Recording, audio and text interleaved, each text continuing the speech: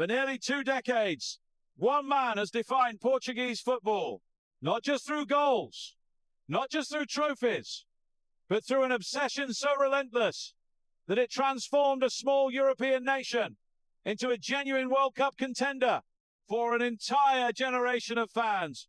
Portugal and Cristiano Ronaldo became impossible to separate. Every dream, every expectation, every major tournament eventually led back to the same question: can Ronaldo deliver one final miracle? Now, as the 2026 World Cup approaches, Portugal finds itself in an extraordinary position. For the first time in Ronaldo's international career, this may be the most talented squad the country has ever produced. There is creativity in midfield, pace on the wings, depth in defence, and young stars entering their prime. Yet despite all that talent, every conversation still revolves around one man, Cristiano Ronaldo. At 41 years old, he remains Portugal's captain, leader, and greatest player in history. But modern football is ruthless. It moves faster than nostalgia. It rewards teams willing to evolve and punishes those afraid to let go of the past. And that has created a question few Portuguese fans are comfortable asking: is Cristiano Ronaldo still Portugal's biggest weapon? Or has Portugal become too committed to the idea of giving him a perfect ending? Because this debate isn't about respect. Ronaldo has earned more than that. He carried Portugal through heartbreak and glory. He led them to their first major international trophy. He changed what an entire nation believed was possible. The real question is whether Portugal can build a World Cup winning team while continuing to build everything around a player who can no longer do what he once did. If Portugal lifts the World Cup with Ronaldo, it will become one of the greatest stories in football history. But if they fall short because they couldn't move beyond the past, it could become the most painful chapter of all. For the first time in Cristiano Ronaldo's career, Portugal isn't trying to prove they belong among football's elite. They're trying to prove they can become champions without depending entirely on the man who got them there. Long before Portugal became a serious contender at every major tournament, they were a nation searching for belief. For decades, Portuguese football produced talented players, passionate fans, and unforgettable moments. But something was always missing. They had never won a major international trophy. They watched neighbouring Spain build dynasties and saw traditional powers like Germany, Italy, and France dominate the global stage. Portugal had legends, but they didn't have a legacy. Then came Cristiano Ronaldo. When he first appeared as a skinny teenager from Madeira with impossible confidence and extraordinary talent, few could have imagined how completely he would change the future of an entire country. He wasn't just another promising player. He represented possibility. Every step of his rise, from Sporting CP to Manchester United, from Ballon d'Or winner to global icon, elevated the expectations of Portuguese football. As Ronaldo became one of the greatest players in history, Portugal evolved alongside him. Young players who once dreamed of leaving Portugal now dreamed of conquering the world. Football infrastructure improved. Academies invested more heavily in talent development. An entire generation grew up believing they belonged among football's elite because Ronaldo had already proven it was possible. But greatness comes with a price. The more Ronaldo achieved, the more Portugal depended on him. Every tournament became his tournament. Every attack searched for him.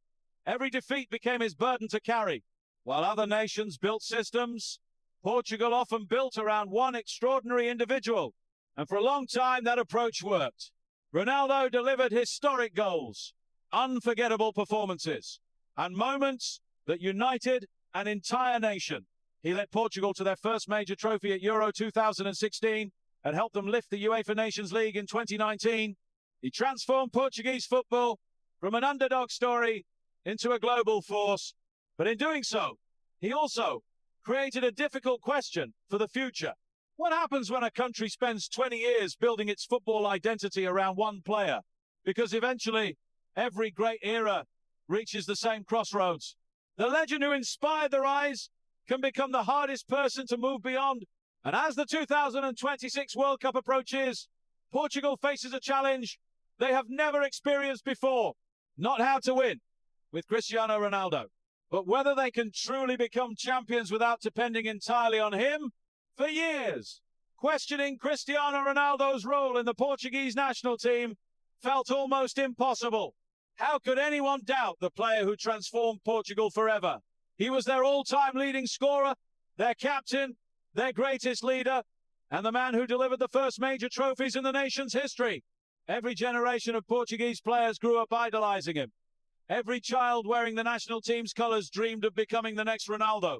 But football has a way of forcing uncomfortable conversations, not because legends suddenly become less important, but because time changes what teams need in order to win. The first signs appeared long before the 2026 World Cup. During the 2022 tournament in Qatar, Portugal looked different whenever Ronaldo wasn't at the centre of everything. When he started on the bench against Switzerland in the round of 16, Portugal produced one of their most dynamic performances in years, winning 6-1 with speed, fluidity, and unpredictability. For the first time, fans saw a version of Portugal that didn't seem dependent on moments of individual brilliance.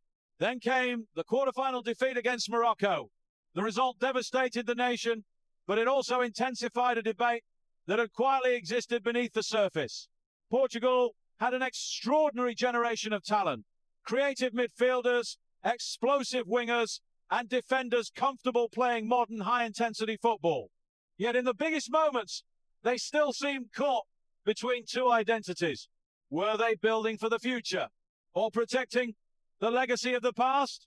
As the years passed, that question became harder to ignore. Players like Bruno Fernandes, Bernardo Silva, Rafael Leão, Vitinha, João Neves, and Gonçalo Ramos matured into world-class talents. This wasn't the Portugal of 2016, when Ronaldo had to carry a nation on his shoulders. This was a deeper, more complete team than any Portugal squad in history. And that's exactly why the debate intensified. Because the stronger Portugal became, the more difficult it was to justify a system built around one player, especially when that player was entering his 40s. Every time Portugal struggled to press effectively or look predictable in attack, critics asked the same question. Is Portugal adapting its tactics to maximize the team, or is the team adapting its tactics to maximize Ronaldo? For years, asking that question felt disrespectful.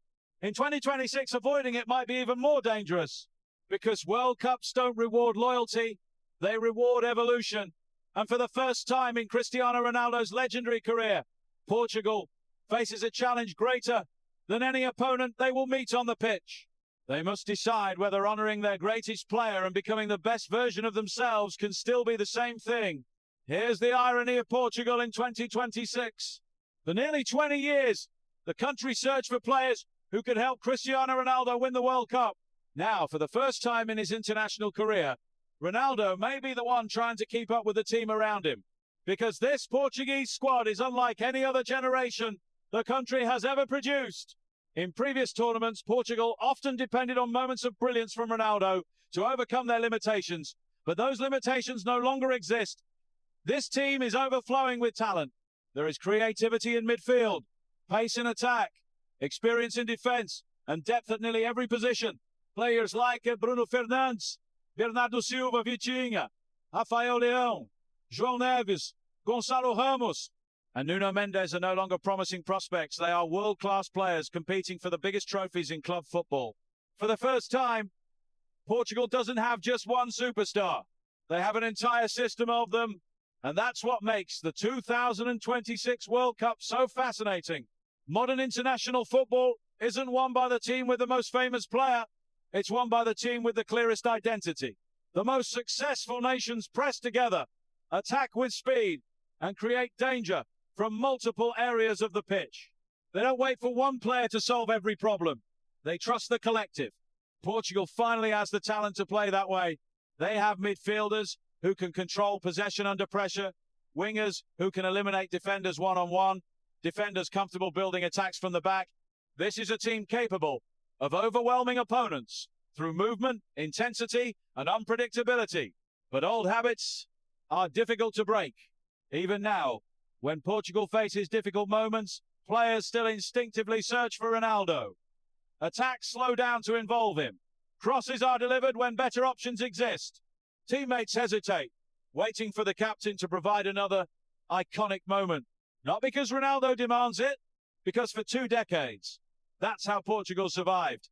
The problem is that survival and winning the World Cup are not the same thing. The stronger this team becomes, the harder it is to justify building everything around one player, especially when that player is 41 years old. For years, Portugal needed Ronaldo because nobody else could carry the burden. In 2026, that may no longer be true. The question isn't whether Ronaldo is still good enough to help Portugal win the World Cup. He absolutely is. The question is whether Portugal can reach its full potential while continuing to revolve around him. Because this generation doesn't need a savior. It needs the freedom to become something even greater.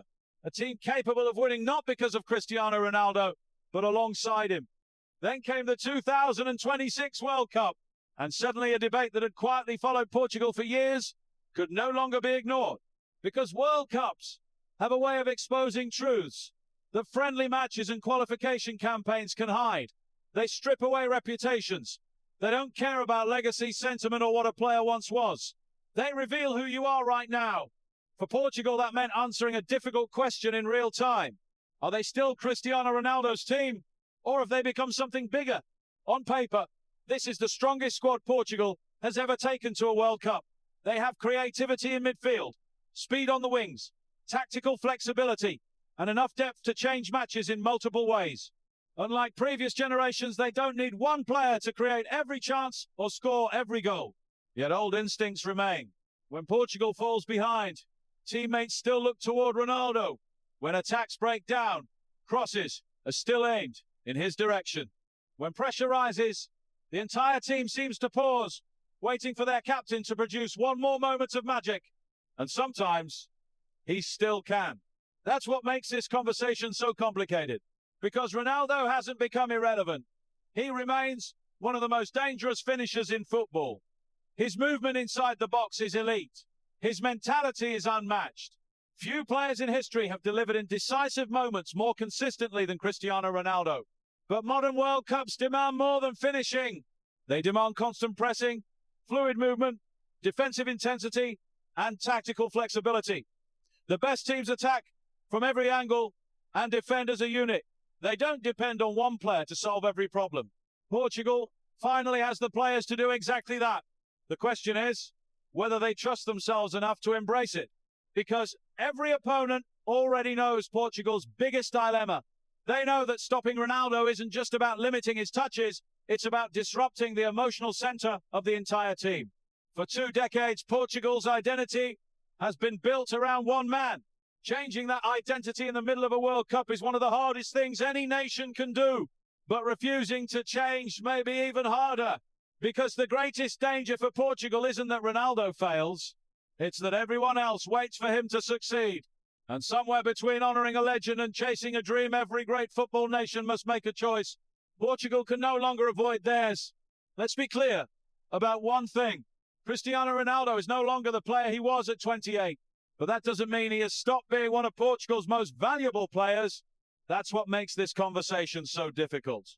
If Ronaldo had completely declined, Portugal's decision would be easy. But even at 41 years old, he still offers qualities that very few players in world football can replicate. His movement inside the penalty area remains exceptional. His timing, positioning, and instinct for scoring goals are still elite. More importantly, no player in this Portuguese squad understands pressure better than he does. Ronaldo has lived every possible World Cup emotion. He has experienced heartbreak, criticism, triumph, and unimaginable expectations. When the stakes are highest, his presence alone changes the mentality of the players around him. The problem is that modern football demands much more than experience. It demands constant movement, relentless pressing, defensive discipline, and the ability to adapt quickly in transition. At his peak, Ronaldo could do everything. He could create chances, beat defenders one-on-one, attack space, press aggressively, and score from anywhere on the pitch. In 2026, he has become a different type of player. A specialist, a finisher, a player who depends on the energy, creativity, and movement of those around him. There is nothing wrong with that. The problem begins when Portugal continues to treat Ronaldo like the player he was in 2018 instead of the player he is today. When every attack is designed to find him, other players naturally become more cautious. Bruno Fernandes hesitates before taking risks. Bernardo Silva looks for an extra pass instead of driving forward. Rafael Leão and Vitinha slow down attacks to ensure Ronaldo is involved. Suddenly, one of the most dynamic squads in international football starts playing at the rhythm of a single player rather than the rhythm of the team. Against smaller nations, Portugal can still make that work.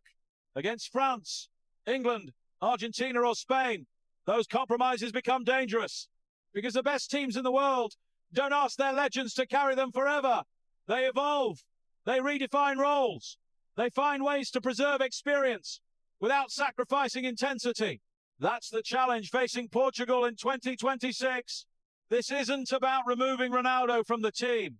It's about redefining what greatness looks like at this stage of his career.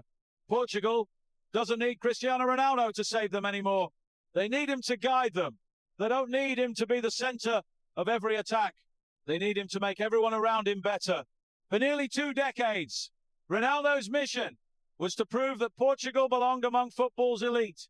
In 2026, his greatest challenge may be something even harder, learning how to help Portugal win without needing to be the hero of every story. By the knockout stage of the 2026 World Cup, the debate had exploded. It was no longer limited to television studios, social media arguments or opinion columns. It had become the defining question surrounding Portugal's entire tournament. Every substitution involving Cristiano Ronaldo triggered controversy. Every missed chance sparked new discussions. Every victory seemed to delay the conversation, while every setback made it impossible to avoid. For the first time in his international career, the question wasn't whether Ronaldo was good enough. It was whether Portugal had become too loyal to the player who changed their history. Because this debate was never really about goals. Everyone knows Ronaldo can still score. Few players in football history have been more dangerous inside the penalty area. The issue is what happens to the rest of the team when everything continues to revolve around him. When Portugal slows attacks to find Ronaldo, when crosses are forced instead of creating better opportunities, when younger players hesitate because they're conditioned to defer to the greatest player their country has ever produced, this generation of Portuguese talent doesn't lack confidence. Bruno Fernandes can control games at the highest level. Bernardo Silva thrives under pressure. Rafael Leão can change matches in seconds. Vitinha and João Neves bring energy and intelligence that modern football demands. Portugal has spent years building a squad capable of competing with anyone in the world. But can they truly reach their potential if every important moment still feels like it belongs to Ronaldo? That's the impossible dilemma facing Portugal. Do you continue building around the man who gave your country its greatest football memories? Or do you build around the system that gives you the best chance to win the World Cup? Because international football doesn't reward sentiment. It rewards difficult decisions. And that's what makes this moment so painful. Cristiano Ronaldo isn't just another aging superstar. He is the reason millions of Portuguese fans believe a World Cup is possible in the first place. He carried the nation through disappointment, shattered expectations, and transformed Portugal from an outsider into a football powerhouse. For many supporters, moving beyond Ronaldo feels almost unthinkable. But football has always been ruthless with its legends. Every great team eventually faces the same choice. Spain had to move beyond its golden generation. Germany had to reinvent itself. Argentina learned that supporting Lionel Messi was more important than depending entirely on him. Now, Portugal faces its own crossroads, because the question is no longer whether Cristiano Ronaldo can help Portugal win the World Cup. Of course he can. The question is whether Portugal is willing to evolve if that's what winning requires. And for the first time in 2 decades, Cristiano Ronaldo may have become Portugal's most difficult decision. But what if Portugal has been asking the wrong question all along? Maybe the real issue isn't whether Cristiano Ronaldo should play. Maybe it's whether Cristiano Ronaldo is willing to change. Because the greatest athletes in history aren't remembered only for what they achieved at their peak. They're remembered for how they adapted when time forced them to become something different. Every legendary career eventually reaches a moment when talent alone is no longer enough. The players who extend their legacy are the ones who understand that leadership evolves. For nearly 2 decades, Ronaldo carried Portugal like it was his responsibility alone. Whenever Portugal needed a goal, they looked for him. Whenever they faced adversity, they expected him to rescue them. He embraced that burden because For most of his career, nobody else could handle it. But 2026 is different. For the first time, Portugal doesn't need Ronaldo to save them. They need him to help them become champions. And those are not the same thing. Imagine a different version of this World Cup, a version where Ronaldo doesn't feel the need to be involved in every attack. A version where Bruno Fernandes controls the rhythm of the game without hesitation. Where Rafael Leão attacks defenders with complete freedom. And where Bernardo Silva and Vitinha dictate matches without constantly searching for their captain. Instead of carrying the team, Ronaldo could elevate it. Instead of being the centre of every moment, he could become the player who connects generations. His experience, mentality and understanding of pressure are qualities no younger player can replicate. He knows what it means to lose on the biggest stage. He knows what it takes to recover from heartbreak. More importantly, he knows how to survive expectations that would break most athletes, because leadership changes with age. At 25, leaders inspire through performance. At 41, leaders inspire through sacrifice. And maybe the most powerful moment of Ronaldo's career won't come from a spectacular goal or a record-breaking achievement. Maybe it will come from something much quieter, trusting the next generation, stepping aside when necessary, allowing others to become the heroes. Because true greatness isn't measured by how long you remain at the center of everything. It's measured by what you leave behind when your era comes to an end. If Ronaldo can embrace that role, he won't just protect his legacy, he'll transform it. He won't be remembered only as the player who changed Portuguese football forever. He'll be remembered as the leader who helped Portugal finally move beyond dependence and become the complete team he always dreamed they could be. And if Portugal lifts the World Cup in 2026, Ronaldo's greatest contribution may not be the goals he scores. It may be the space he creates for others to shine. For nearly 20 years, Portugal knew exactly who they were. They were Cristiano Ronaldo's team. Every attack eventually found him. Every major tournament revolved around him. Every dream, every expectation, every moment of hope pointed in the same direction. If Portugal won, Ronaldo would lead them there. If they failed, Ronaldo would carry the blame.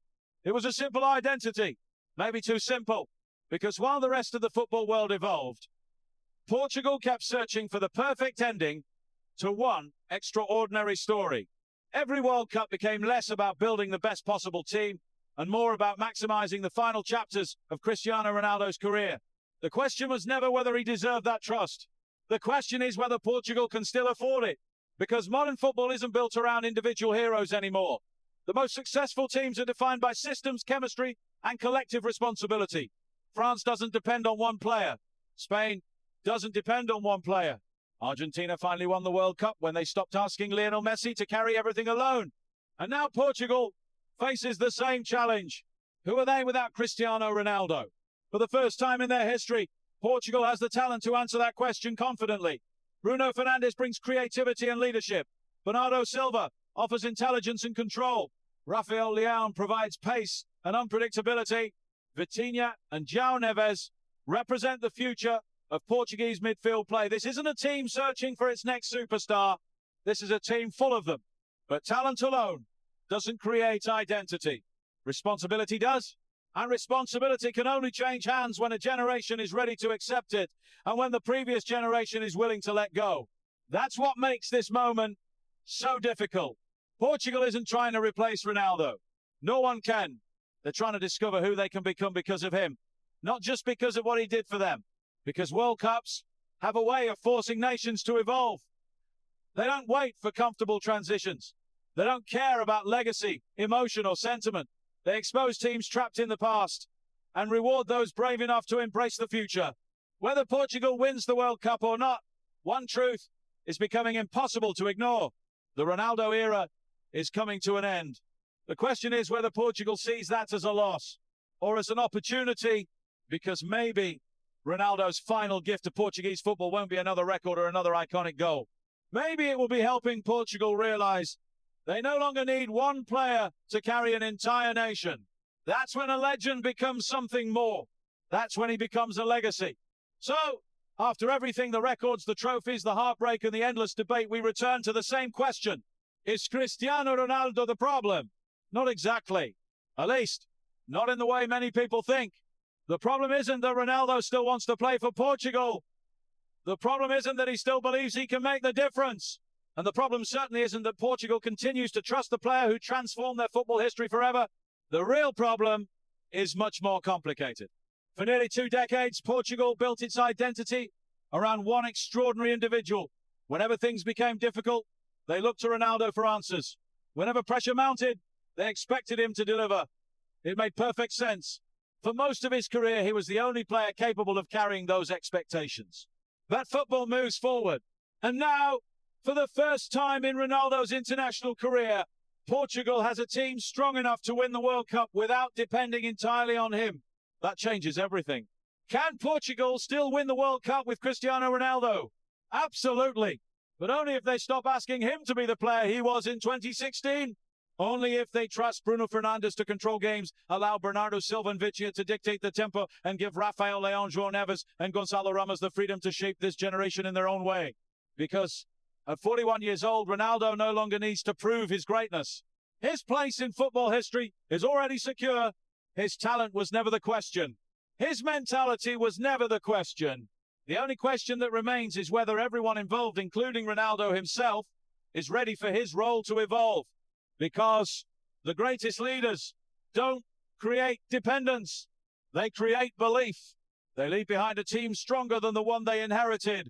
And maybe that's Ronaldo's final challenge.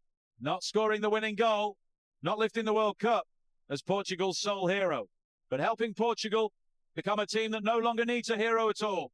Because if Portugal finally lifts the World Cup in 2026, it won't happen because Cristiano Ronaldo carried them on his back. It will happen because he trusted others to carry the dream with him. So no, Cristiano Ronaldo isn't Portugal's problem. The real question is whether Portugal is brave enough to move beyond the idea that one player can still save an entire nation. Because if they can, this won't be remembered as the World Cup where Ronaldo stepped aside. It will be remembered as the tournament where his legacy became bigger than records, bigger than goals, and bigger than football itself. The moment Portugal stopped waiting for Cristiano Ronaldo to save them and finally became champions because of everything he taught them.